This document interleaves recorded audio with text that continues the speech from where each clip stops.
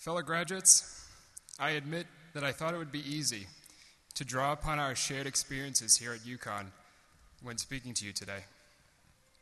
However, upon thinking about it, I found myself unable to find much common ground between all of us.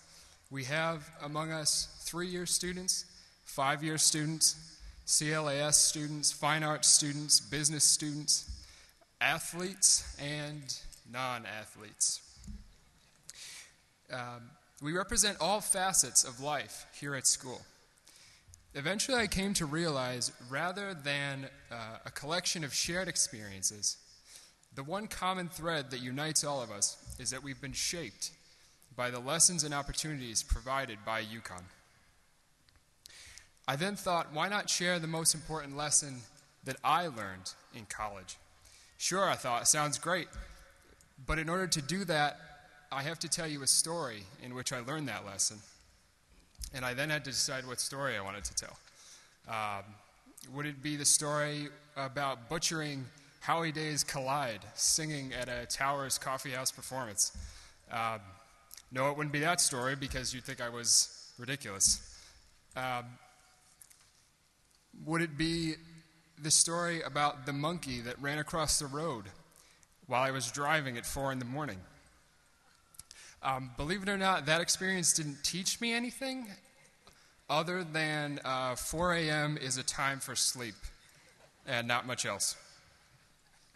I could tell you the story about the time my band played on the roof of one of the fraternity houses, but my parents are in the audience today, and I've said too much already.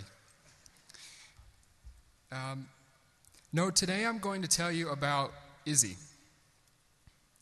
My freshman year of college, I was not a particularly social person. I didn't have many friends. I couldn't master that technique of just casually hanging out in someone else's room without a reason to be there. Visiting friends without reason or cause, I've since discovered, is practically the cornerstone of college society. But Izzy was a member of the housekeeping staff in Buckley where I lived. And over the year, he became my friend. We spoke Spanish together. We talked about God and life and plans for the future.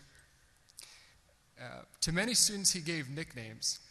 My CA was called Spider-Man. 2 girls on the floor above were Hurricane and Tornado. I, like many others, was simply Amigo.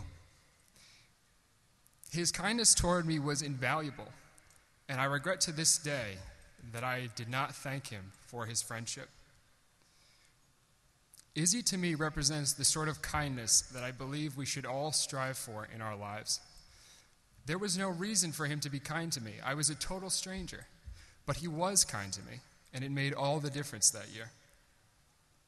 This is what Izzy taught me, that with a small gesture of kindness, it is possible to make a huge change in someone else's life. After today, you enter into a world of strangers, much as you did at the beginning of college.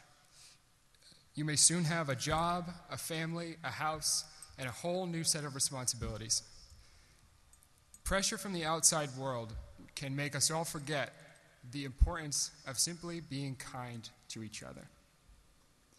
No matter what you do after UConn, you would do well to spread kindness liberally.